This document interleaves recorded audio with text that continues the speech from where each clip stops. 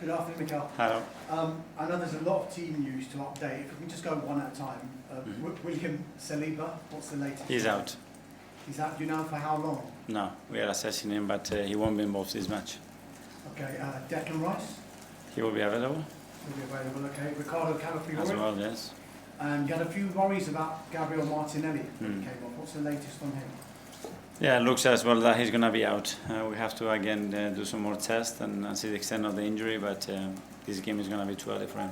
And I know Bukayo Saka came into the game with illness and you took him off. Yeah. Is he going to be okay? Yeah, he's going to be fine. Okay, just on Brighton, what have you made of them so far this season, and a familiar player in great form up front, someone you know very well in Dan Welbeck, seems to have a habit of scoring against his former clubs. Is he someone you're up to?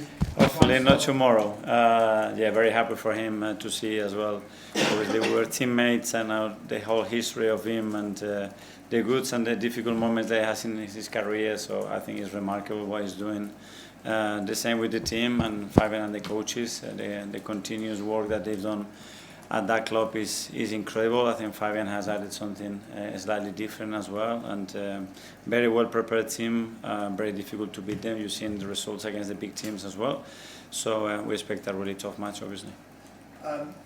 Given the number of fixtures you've got just now, it is a test of your what is a very, very strong squad. Should we expect a lot of changes? I know you're not going to give us the team, but should we expect a lot of changes tomorrow?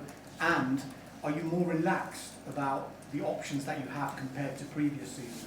That word, relax in football, is impossible. We're going to try to manage the minutes and the loads as good as possible, because as you said, we have a lot of games coming up with very short recovery time, which is a bit unusual, but we're going to remain very competitive.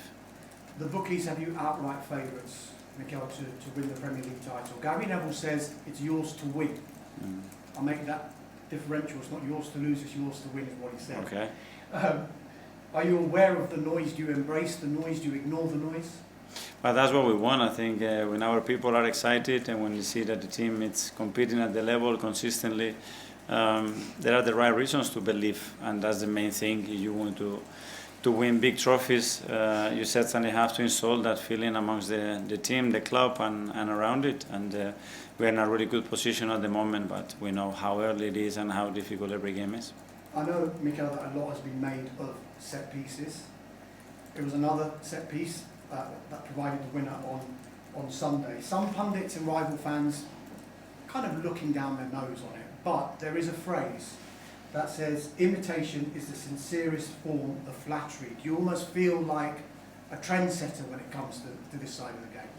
I don't know, but a lot of things that we do in many other aspects, I'm sure teams will pick them. We do the same with other teams. The best teams in Europe doing certain things.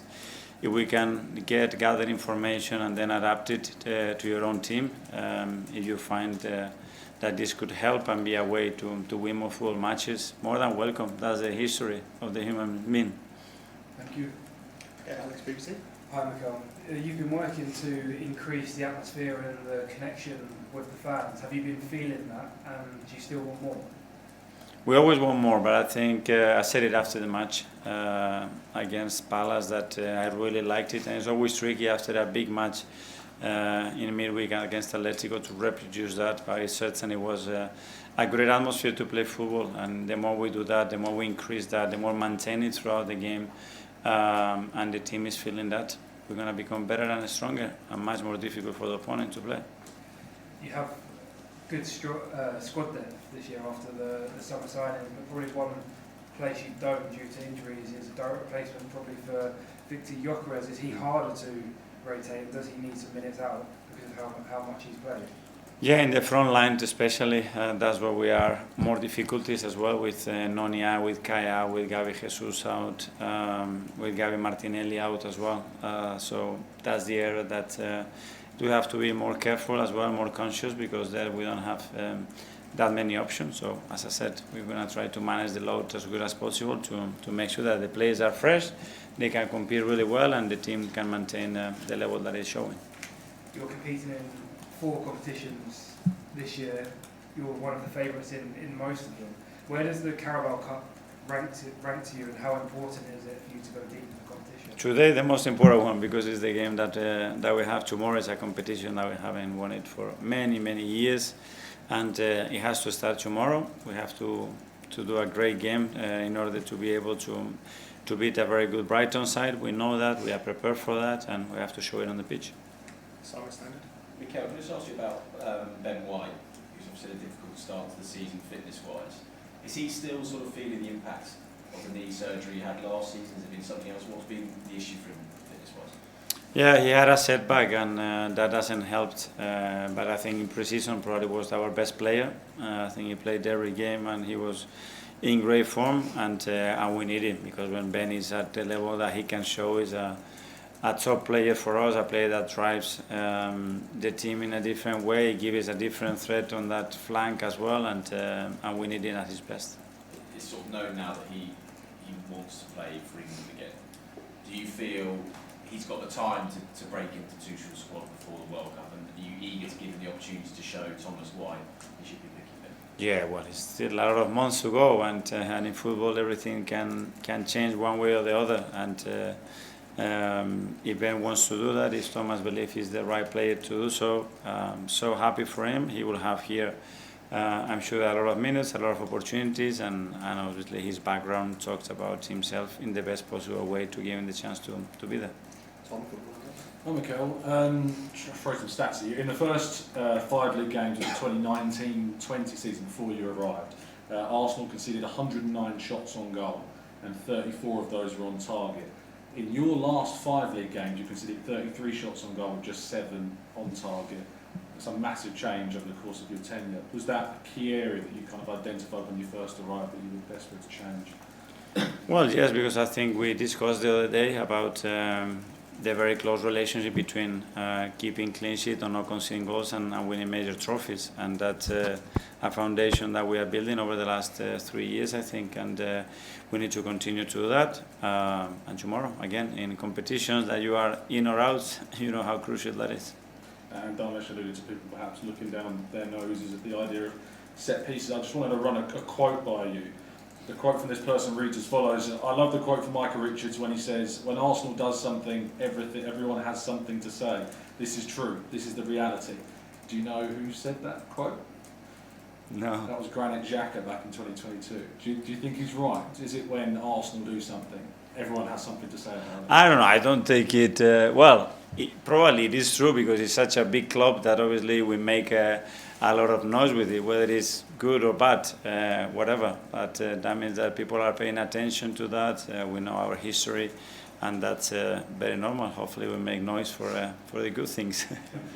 James, Athletic. Hi, Mikel. Hi. We saw a little bit of Piero Hincapié at the end of the game at the weekend. Arsenal fans were looking forward to seeing more of him. He's obviously a really versatile player. He's played different positions in different systems. How do you envision his role in your team, and do you see him more as a central defender or maybe a fullback? Both, I think, and he's a warrior. He's gonna bring such intensity, physicality, emotion to the team as well. His quality on the ball is a player that is super keen. He can play inside, he can play on wide position. He's done it, as you said, in different ways, and now we need to get him up to speed, because the moment that physically he's at his best, he's going to raise the level. Right. And another player in the squad who might be hoping to feature tomorrow, Ethan Nwaneri. Last season, a lot of his football, I guess due to injuries, came in the wide positions on the right-hand side. This season, most of what we've seen from him has been in the centre. I just wondered, is that something that's been instigated by you, by the player? Is that a choice for his development? What can you say to explain this kind of change for him? A bit of everything. At the end, the context of Bukayo's injuries and not having a replacement as well opened that opportunity for him to break in and have a lot of minutes at his age. And now that he's more settled, he's more stable, more mature, we see him a lot playing inside in both positions. That's where his biggest threat is. That's where I think he feels most comfortable as well, and he can connect better with teams. But that doesn't mean that he cannot play wide. He can do it still, but I think now we need to start developing more in one position. James, ESPN. Hi, Mikel. Hi. I'll ask you about Kepa. Yeah. If he plays tomorrow, I'm guessing you won't tell us if he will play tomorrow. I don't know that's If he does, it'll only be his second game. I just wondered how did you tell the goalkeepers how it would work this season? Is David? I mean, I would suggest he is probably first choice David Raya. Is that what you told them? Is David Raya first choice and Kepa's competing?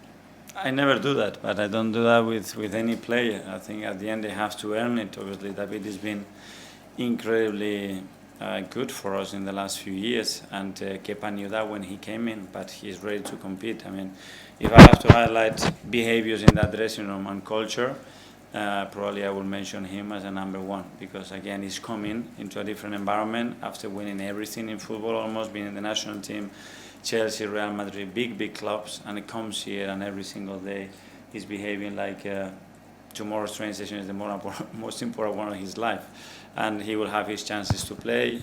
He's in a really good place, and if he plays tomorrow, I'm sure he will be really good.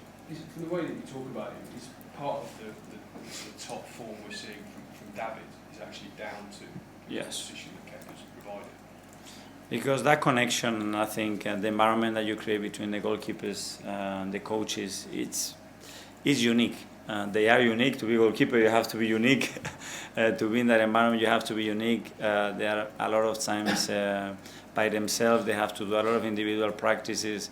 And I think Kepa has raised the level. He has created a true great environment for everybody to shine. And I think that's down to him. You talked a couple of years ago about substituting goalkeepers. Is that still in your mind? Did you buy Kepa with a view to maybe doing that? Yeah, so we've heard recently we have quite a lot of issues, and a lot of the subs have been because players could not finish games. But I don't know, maybe somebody would do it. Will you do it? Yeah, if I feel it, yes. If I feel it, yes. I'm Mikel. With Ben White, obviously, when he first joined you guys, he was an absolute mainstay, started most of the games, especially in the league. Obviously, now, because of the injuries and setbacks, he's been on the bench most of the time. You say about the setback, can you give me more details to what that setback has been and the process of all that? Yeah, it was an injury that kept him out for a few weeks, and we have to manage his load, and he didn't have the rhythm to do that. So the reason why he's not been playing that is to manage that. He's in a good place now. He's been training more recently, and his feeling has been very good, and he will have minutes to play. Last year, there's a period where it was reported that he was playing through knee pain, and then only had the surgery after he couldn't better tolerate the pain. Looking back now in hindsight, do you not regret it, but do you look back and think maybe he should have had surgery earlier than playing through the pain? I don't know. That's more for the medical staff, but obviously we want to protect our players. We're never going to expose players if we know that we're going to damage them for the future. Ben, I mean, he will play with anything. You really have to scratch and ask him, are you okay, because if not, he won't tell you because he wants to play every game, which is great. But with that injury, it didn't allow him to have that consistency, and hopefully now he's going to get that rhythm because the team needs him.